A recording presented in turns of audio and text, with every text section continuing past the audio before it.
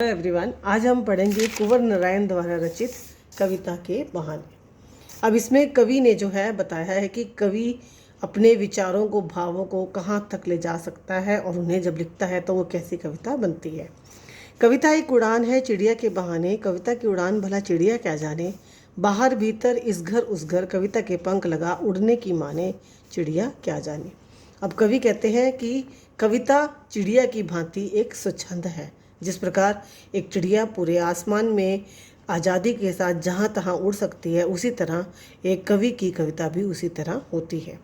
चिड़िया जो है अपने पंखों के सहारे उड़ती है, उसे किसी भी सीमा का कोई भी ज्ञान नहीं होता, कोई भी बंधन जो है उस पर नहीं होता। उसी तरह एक कविता कवि के भावों को जो है बांध कर नहीं रख सकती, उसके सारे भाव जो है वो कविता में ही उड़ेल देता है।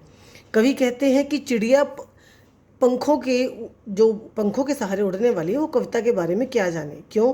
क्योंकि पंछी चिड़िया को सिर्फ ये पता है कि उसे अपने पंखों के सहारे आसमान में उड़ना है, और कवि को ये पता है कि उसकी कविता में उसके अंदर जितने भी भाव हैं वो सारे भर देगा और उनकी कोई भी सीमा नहीं है।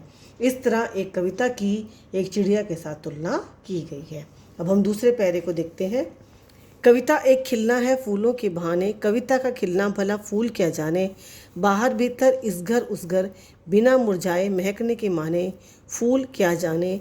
कविता एक खेल है बच्चों के बहाने, बाहर भीतर यह घर वह घर, सब घर एक कर देने के माने, बच्चा ही जाने।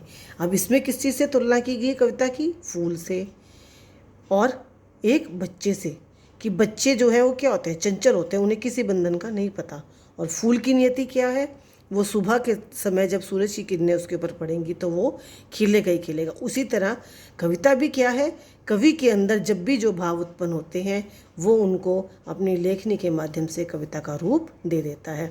कवि कहते हैं कि कविता एक फूल के समान है, लेकिन कविता खिलने के बारे में भला फूल क्या जाने। वो कहते हैं फूल का जो खिलना है वो एक नियम है, और उसने एक तय समय पे नियम से खिलना ही है, और वो मुरझा भी जाता है कुछ समय के बाद।